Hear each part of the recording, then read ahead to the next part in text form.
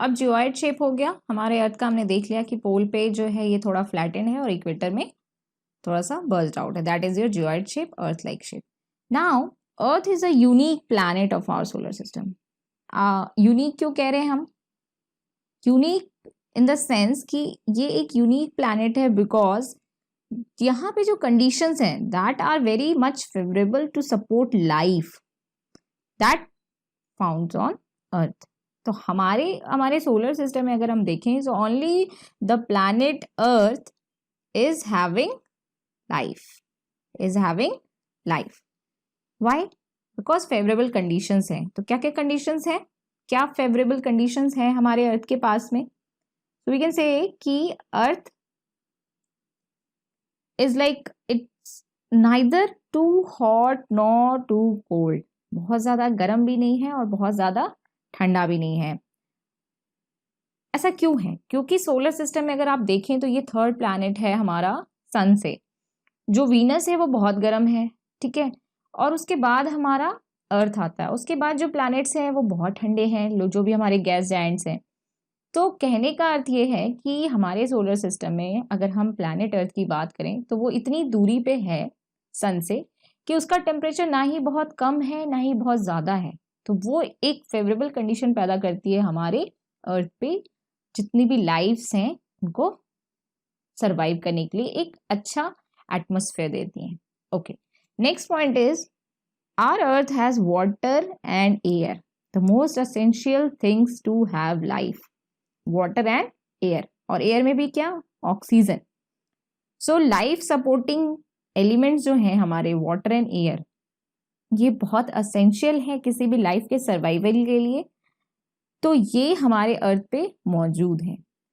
ऐसा माना जाता है कि लाइक हमारे सोलर सिस्टम में अर्थ और मार्स दोनों ऐसे कंडीशन में हैं जहाँ पे बहुत ज़्यादा गर्मी और बहुत ज़्यादा ठंडा नहीं है, बट मार्स पे अभी लाइफ नहीं है और अर्थ पे है। ऐसा इस वजह से है क्योंकि अर्थ पे वाटर और ऑक्सीजन की मात्रा अच्छी है। So from the outer space the earth appears blue.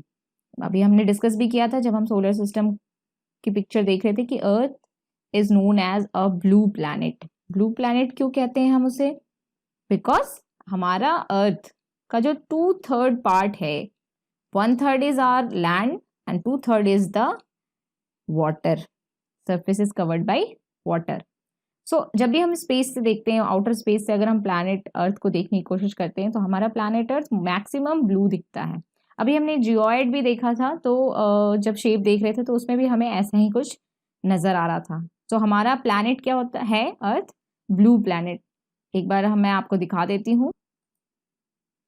तो यहाँ आप देख सकते हैं कि हमारा प्लैनेट अर्थ जब हम स्पेस से देखते हैं तो हमें ब्लू प्लैनेट नजर आता है because of water. 2/3 is are water, 2/3 is water, and जो 1/3 है, जो 1/3 पार्ट बचता है हमारा, वो क्या है? लैंड। तो मैक्सिमम इज वाटर, और इस वजह से ये हमें ब्लू इन कलर, और हमने इसका नाम भी रख दिया ब्लू प्लैनेट। चलिए अब आगे देखते हैं।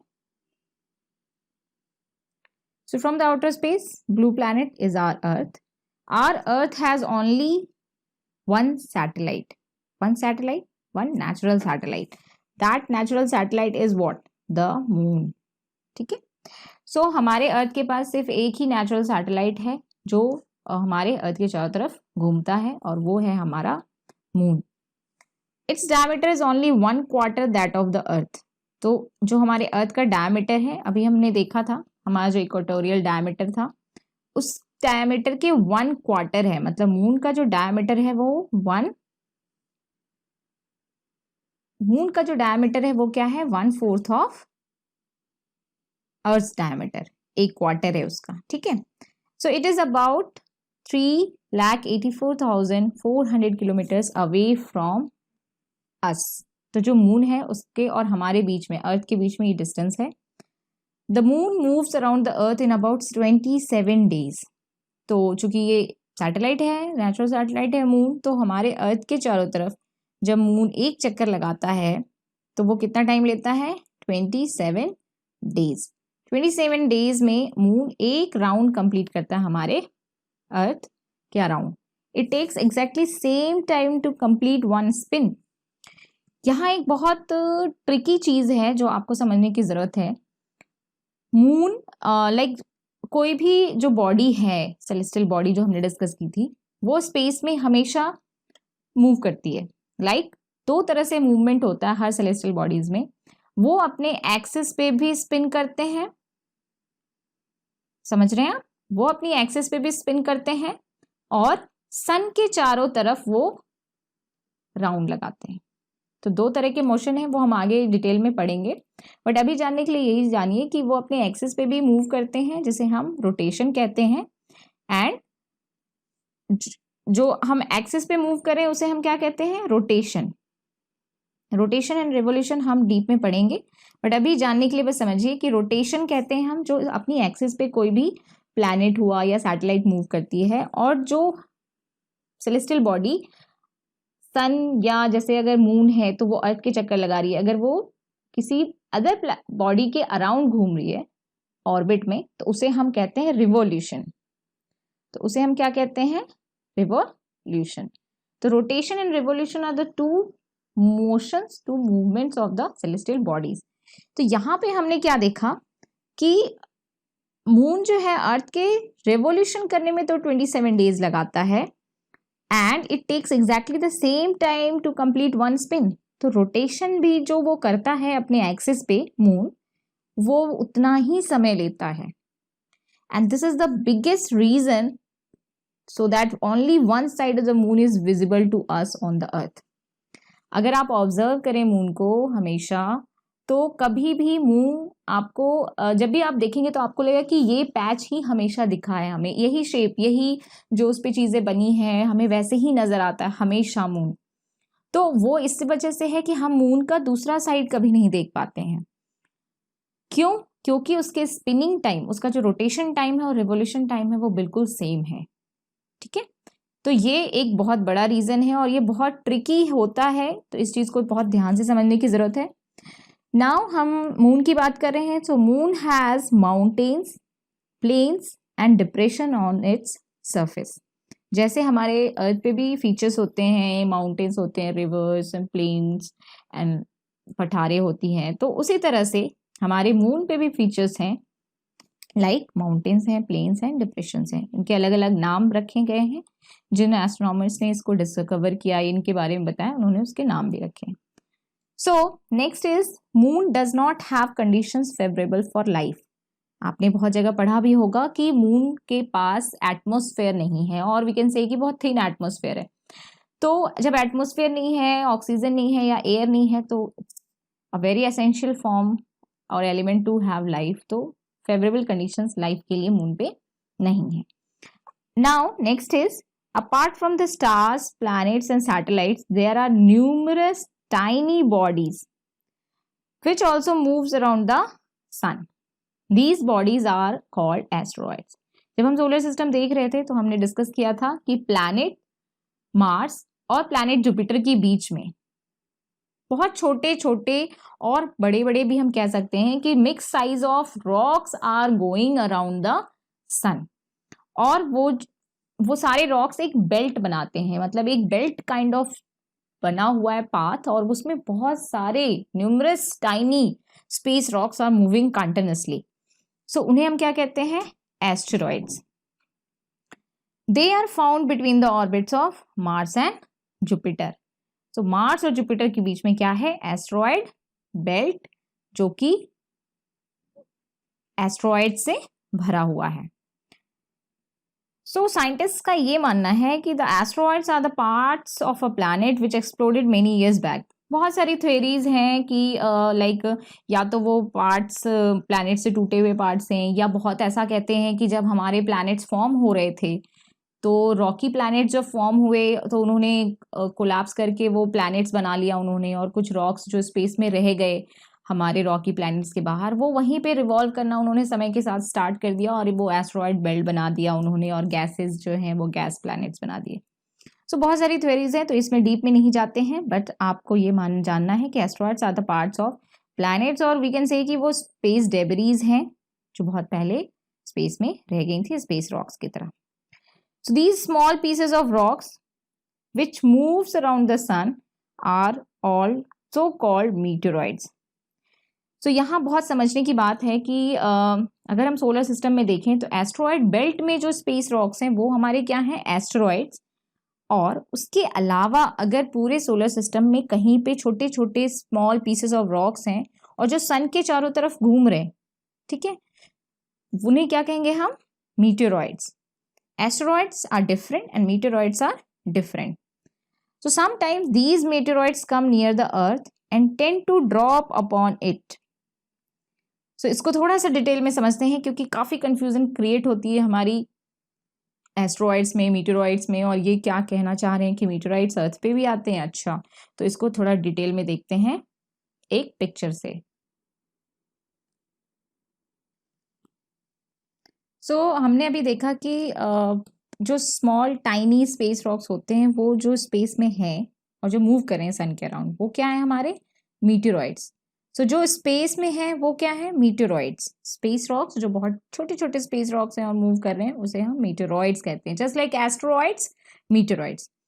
बट क्या होता है कि अगर हम अर्थ पे हैं और अर्थ के पास वो स्पेस रॉक आती है या अर्थ अगर स्पेस रॉक के पास से गुजर रही है तो हमारी एटमॉस्फेयर में कुछ स्पेस रॉक्स आ जाते हैं जो कि फॉल होते हैं, और फ्रिक्शन की वजह से वो स्काई में जो है लगेगा ऐसे कि वो जल रहे हैं। यहाँ आप देख सकते हैं एक स्ट्रीक ऑफ लाइट जैसे वो आते हैं, उन्हें हम क्या कहते हैं, मीटियोर। उन्हें हम कहते हैं मीटियोर, जो हमारी एटमॉस्फेयर में बर्न होते हैं with a flash light. Sometimes हम उसे शूटिंग स्टार भी कहते हैं, वो होते हैं मीटियोर। समटाइम्स बहुत छोटे होते हैं, वो तो चलो बर्न हो जाते हैं स्काई में, फ्लैश लाइट के साथ खत्म हो जाते हैं। बट कुछ स्पेस रॉक्स बड़े होते हैं साइज में, जो कि स्ट्रीक ऑफ लाइट के साथ बर्न तो हो रहे होते हैं, बट बर्न होते होते उनकी साइज इतनी नहीं खत्म होती है कि वो वैनिश हो जाए। तो वो क्या होता है, वो स्पेस रॉक हमारे अर्थ को टच कर जाता है और हमारे अर्थ पे गिर जाता है, उसे हम कहते हैं मीटियोराइट्स। तो ये बहुत मेजर डिफरेंस है जो हमें जानने की जरूरत है कि जब वो स्पेस में रॉक है वो, तो वो मीटेरॉइड है, जस्ट लाइक एन एस्ट्रॉइड। हम याद कर सकते हैं कि वो मीटेरॉइड है। जब वो एटमॉस्फेयर में आ गया हमारे, तो वो उसे हम क्या कहेंगे, मीटियोर, उसे हम कहेंगे मीटियोर, ठीक है। और अगर वो इतना बड़ा है कि वो जलने के बाद भी कुछ उसके अंश बच गए हैं और वो हमारे अर्थ को टच कर जाता है, तो हम उसे कहेंगे मीटियोराइट। तो ये मेजर डिफरेंस है इन तीनों में, मीटेरॉइड, मीटियोर एंड मीटेराइट। और ये मीटियोर को ही हम समटाइम्स क्या कहते हैं, शूटिंग स्टार। शूटिंग स्टार्स कहते हैं ना, टूटता हुआ तारा, बट वो टूटता हुआ तारा नहीं है, वो स्पेस रॉक है जो कि एक फ्लैश लाइट के साथ जल रहा है एटमॉस्फेयर में फ्रिक्शन की वजह से। तो ये चीज हो गई जिसे आपको बहुत जरूरी है समझना। चलिए आगे बढ़ते हैं। तो हमने देख लिया कि the small pieces of rocks जो सन के अराउंड घूमते हैं उसे हम मीटेरॉइड कहते हैं। मीटेरॉइड कम्स नियर द अर्थ, और वो जब अर्थ में आते हैं तो एटमॉस्फेयर में बर्न हो जाते हैं, right. The process due to friction with air they get heated up and burn with a flash of light. Sometimes we call it a shooting stars, टूटता हुआ तारा, बट वो टूटता हुआ तारा नहीं है, वो क्या है, मीटियोर। मीटियोर मतलब जो स्पेस रॉक हमारी एटमॉस्फेयर में आके जल गया। Sometimes a meteor, without being completely burned, falls on the earth. अगर उसका साइज बहुत बड़ा है और वो एटमॉस्फेयर फ्रिक्शन की वजह से जितना जलना था जला, बट उसका कुछ अंश रह गया है, तो वो क्या करता है, हमारे अर्थ से टकराता है, और चूंकि वो बहुत स्पीड से आता है तो वो क्या करता है, क्रिएट्स अ हॉलो। तो उस पार्ट ऑफ जो मीटेरॉइड है, उस पार्ट को जो अर्थ को टच कर गया, उसे हम क्या कहते हैं, मीटेओराइट्स। ये अभी हमने देखा था, ठीक है। नाउ अब हम ये देखते हैं कि ये तो हमारा हो गया difference. No next is the whitish broad band like a white glowing path seen across the sky on a clear night, clear starry night, okay. It is a cluster of millions of stars, ठीक है। और उस cluster को क्या कहते हैं हम, it's a band, and this band is the milky way Galaxy. नाम तो सुना ही होगा, मिल्की वे गैलेक्सी। सो अब हम कहेंगे कि हम मिल्की वे गैलेक्सी का पार्ट हैं, लाइक हम सोलर सिस्टम में हैं, सोलर सिस्टम मिल्की वे गैलेक्सी का पार्ट है, तो हम गैलेक्सी को कैसे देख सकते हैं, राइट। इसको थोड़ा और डीप में समझते हैं। इसके लिए मैंने एक पिक्चर रखी है आपके लिए जिसको आप बहुत अच्छे से समझ पाएंगे। तो we are here the solar system is, the sun is, ठीक है। Milky way galaxy is a spiral shaped galaxy. और गैलेक्सी क्या होती है? मिलियंस ऑफ स्टार्स, मिलियंस, जिसको आप मतलब हम बहुत ज्यादा मात्रा में कह सकते हैं कि millions of stars are there in a galaxy. तो ऐसी ही एक गैलेक्सी का पार्ट है हमारा सोलर सिस्टम, जो कि हम ऐसा कहते हैं कि solar system is at one right arm of our Milky way galaxy. तो हम एक राइट आर्म पे हैं मिल्की वे गैलेक्सी के, ठीक है। तो अगर हम एक राइट आर्म पे हैं तो हमारी स्काई में ये बिल्कुल पॉसिबल है कि हम other arms of milky way Galaxy जो है हमारी, उसको हम देख सकते हैं। आपने भी अगर ऑब्जर्व करा होगा स्काई को, तो समटाइम्स आपको स्काई में ये वाइट पैच ऐसा दिखा होगा। बहुत ही ऐसा लगेगा आपको जैसे बंच ऑफ स्टार्स, बहुत सारे स्टार्स आपको वहां नजर आ रहे हैं। तो जब बंच ऑफ स्टार्स है तो वो बहुत जैसा दूधियापन जैसा आपको दिखेगा स्काई में फैला हुआ, ठीक है, वाइट पैच। तो this white patch is nothing but a part of our Milky way galaxy, Milky way galaxy. हमने देखा कि our solar system is a part of milky way galaxy, okay. तो मिल्की वे गैलेक्सी में हम right arm पे हैं, so we can see the other part of milky way galaxy very easily in our sky, और हमने बहुत बार observe भी किया होगा आपने। In ancient India it was imagine to be a river of light flowing in the sky. उन्हें ऐसा लगता था कि रिवर ऑफ लाइट जो बह रही है, तो उसका उन्होंने नाम रखा आकाश गंगा। आकाश गंगा नाम उन्होंने किसका रखा? मिल्की वे गैलेक्सी का।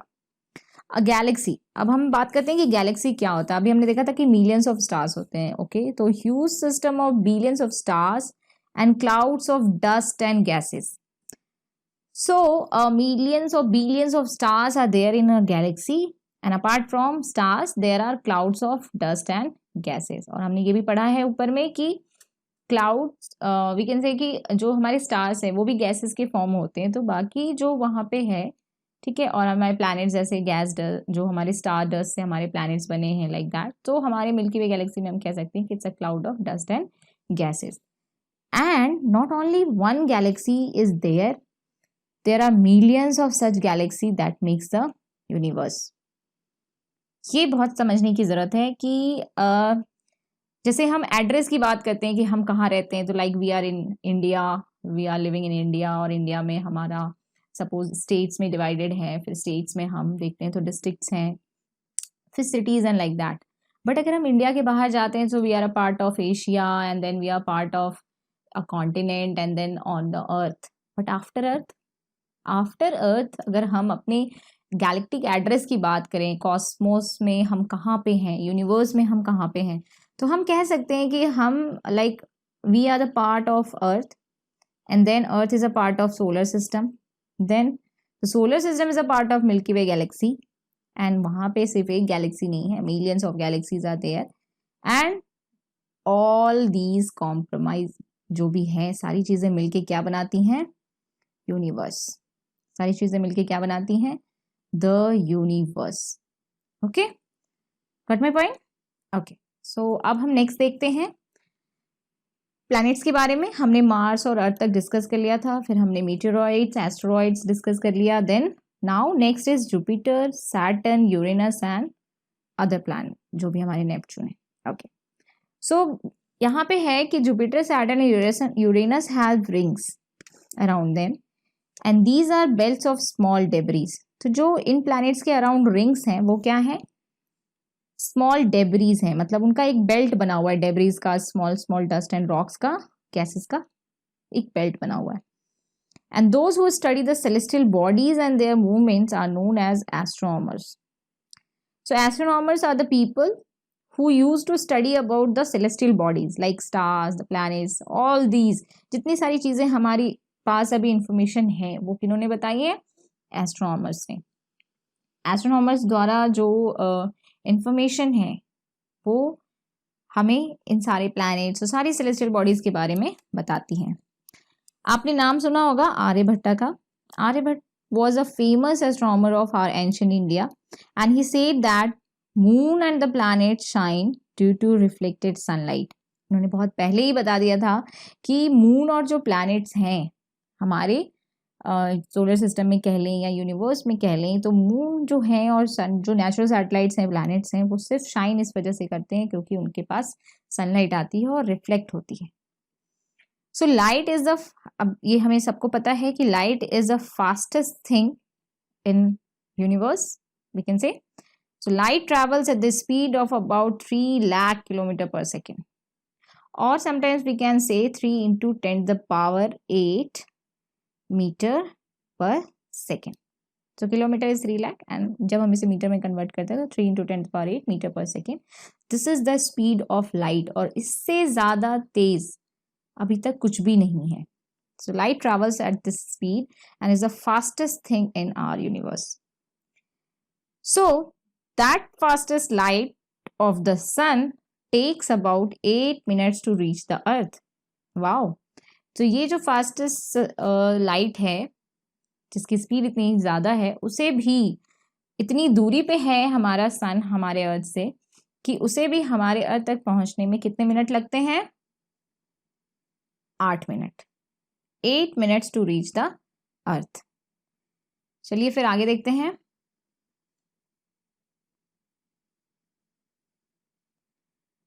Now, Neil Armstrong was the first man. Neil Armstrong was the first man to step on the surface of moon on 20 July 1969. 20 July 1969 was the date जब पहली बार मून पे कोई मानव गया था, और वो कौन थे? Neil Armstrong. Apollo 11 was the mission जिससे मून पे लैंड किया था. ठीक है, और वो यहाँ से लॉन्च हुआ था 16 जुलाई को. लॉन्च डेट क्या थी उसकी? 16 जुलाई 1969. और वो ऑलमोस्ट 3.5 डेज के बाद जो है मून पे पहुंचा था. एंड देन कुछ देर बाद 20 जुलाई 1969 को पहली बार कोई इंसान मून पे उतरा था. That was the Neil Armstrong. And also till now no Indians has landed on the moon. अभी तक मून पे जितने भी गए हैं वो आई थिंक अमेरिकन्स गए हैं, because American astronauts he moon पे लैंड किया है. अभी हमने बात की अपोलो मिशन की, तो अपोलो मिशन जितने थे वो मून के मिशंस थे और वो नासा ने भेजे थे. ठीक है, तो नासा मिशन जो थे अपोलो मिशंस वो सिर्फ मून पे थे, और अभी तक अमेरिकन एस्ट्रोनॉट्स ही गए हैं मून पे. लाइक अभी तक 12 एस्ट्रोनॉट्स जो हैं लैंड कर चुके हैं मून पे, पर कोई इंडियन अभी तक मून पे नहीं गया है. ठीक है, next is the satellite. Okay, तो सैटेलाइट हमने अभी डिटेल में देख लेते हैं कि satellite is a celestial body that moves around the planets in the same way as the planets moves around the sun. ठीक है, अच्छी बात है. जैसे सन के अराउंड सारे प्लैनेट्स ऑर्बिट्स में मूव करते हैं. ठीक है, सपोज ये हमारा अर्थ है, तो अब जो सैटेलाइट है, जैसे कि यहाँ पे नेचुरल सैटेलाइट की बात कर रहे हैं हम, तो नेचुरल सैटेलाइट भी वो ऐसा सेलेस्टियल बॉडी है जो प्लैनेट के अराउंड मूव करेगा. ठीक है, तो प्लैनेट के अराउंड कौन मूव कर रहा है? हमारा अर्थ के अराउंड मूव कर रहा है मून. तो moon is the natural satellite celestial body that moves around the planet earth, उसी तरह ऑर्बिट में जिस तरह सन के चारों तरफ प्लैनेट्स घूमते हैं. ठीक है, now a human made satellite. तो सैटेलाइट तो अगर नेचुरल है जैसा है वैसे ही अगर हम ह्यूमन बनाते हैं अगर सैटेलाइट, तो हमें भी वैसे ही बनाना होगा. So human made satellite is an artificial body and they are designed by the scientist to gather information about the universe और फॉर द कम्युनिकेशन. तो अब धीरे धीरे जब बहुत सारी चीज़ें टेक्नोलॉजी डेवलप हुई, तो ह्यूमंस ने सोचा कि क्यों ना हम भी एक आर्टिफिशियल सैटेलाइट बना के हम स्पेस में भेजें जो हमारे अर्थ के चारों तरफ चक्कर लगाएगा मून की तरह. और जितना हम यहाँ से जान पा रहे हैं स्पेस के बारे में या जितने भी सेलेस्टियल बॉडीज़ हैं उनके बारे में जो हमें इन्फॉर्मेशन है, उससे ज़्यादा इन्फॉर्मेशन हमें तब मिलेगी जब कोई और चीज़ स्पेस में जाके हमें इन्फॉर्मेशन दे। तो इसलिए उन्होंने सैटेलाइट्स बनाए, और नॉट ओनली कि स्पेस की इन्फॉर्मेशन मिलेगी, सैटेलाइट्स हमारे अर्थ की भी बहुत सारी इन्फॉर्मेशन हमें देंगे। तो ये सारी चीज़ें हम करेंगे discuss. Some of the Indian satellites in space are, तो हमने इंफॉर्मेशन के लिए, कम्युनिकेशन के लिए सैटेलाइट्स को स्पेस में डाला। And some of the famous Indian satellites जिन्हें हम देख लेते हैं, they are INSAT. INSAT is your Indian national satellite system. बहुत सारे सैटेलाइट सिस्टम हमने डाले स्पेस में अपने अर्थ के चारों तरफ, जिससे हम इंफॉर्मेशन ले सकते हैं। Next is your Indian remote sensing satellites. Remote sensing satellites डाले हमने, जिससे हम बहुत सारी चीज़ों का पता लगा सकते हैं, रिमोटली हम सेंस कर सकते हैं बहुत सारे डिसास्टर्स का, और बहुत सारी चीज़ें हैं जोग्राफिकली। तो ये हमारी जोग्राफिकल रिमोट सेंसिंग सैटेलाइट्स हमने डाले। एडुसेट, अब हम एजुकेशनल सैटेलाइट्स भी स्पेस में भेज रहे हैं। सो इस तरह से हम सैटेलाइट्स को स्पेस में भेज रहे हैं। So this is all about our this chapter, the earth and the solar system. Like हमने स्टार्टिंग में पढ़ा था कि what are the celestial bodies, celestial bodies में क्या क्या होते हैं, वो कैसे, मतलब क्या क्या हैं। लाइक हम for example the comet, the space rocks, planets, moon, सबको हम सेलेस्टियल बॉडीज कहते हैं। Then after that we discussed about the stars, के stars gives us the heat and light. Then after that we discussed about the constellation, star patterns जो हैं, उसमें हमने famous Ursa major constellation की बात करी, कैसे वो सप्तऋषि हमें हेल्प करता है नॉर्थ स्टार को लोकेट करने में। देन आफ्टर दैट हमने सोलर सिस्टम की बात करी। सोलर सिस्टम में हमने सारे प्लैनेट्स के फीचर्स इंपॉर्टेंट जो थे, लाइक और अर्थ के बारे में हमने थोड़ा डिटेल में देखा। अर्थ हमारा ज्योइड शेप का है। Then earth is the 5th largest planet and the 3rd number planet from the sun. Venus है as a twin of our earth, and like that we discussed about all the planets, and then we discussed about the asteroid belt, asteroids, tiny space rocks, that meteoroids। फिर हमने meteoroids, meteor and meteorites में difference देखा, बहुत अच्छे से हमने उसको समझने की कोशिश की। देन हमने फिर एस्ट्रोनॉमर्स को देखा कि लाइक दोज पीपल हु, जितने भी इंफॉर्मेशन हमारे पास है आज, वो सारी उनकी मदद से है। And Aryabhata was our ancient India's famous astronomer. और अभी तक मून पे कोई इंडियन नहीं गया है। अभी तक 12 जो लोग लैंड किए हैं मून पे, those all are Americans, and the Neil Armstrong was the first American astronaut who stepped first on the surface of moon on 20 July 1969। फिर हमने डिस्कस किया कि सैटेलाइट्स जैसे मून है, वैसे हमने बहुत सारे आर्टिफिशियल सैटेलाइट्स अपने स्पेस में डाला हमने अर्थ के चारों तरफ, जिससे हम इंफॉर्मेशन गैदर करते हैं एंड अपने बहुत सारे पर्पस को भी सॉल्व करते हैं, like communication and education and remote sensing and all that. So this is all about our this chapter, and now this chapter is finished, and hope you will understand everything you understood. And like, if you like this video, just press like and share as much as you can, so that कि जिन्हें भी ये knowledge चाहिए उनके पास ये knowledge पहुंच सके। And if you are new to this channel, please subscribe to the Course Line channel। And अगर आपको कुछ भी और जानना है, या अगर आपको कहीं डाउट है, या आप कोई और चीज़ हमारे साथ डिस्कस करना चाहते हैं, तो you can write your suggestions, comments all in the comment section. So this is all about now. पढ़ते रहिए और हमारे साथ जुड़े रहिए। Bye bye, take care, see you in the next video.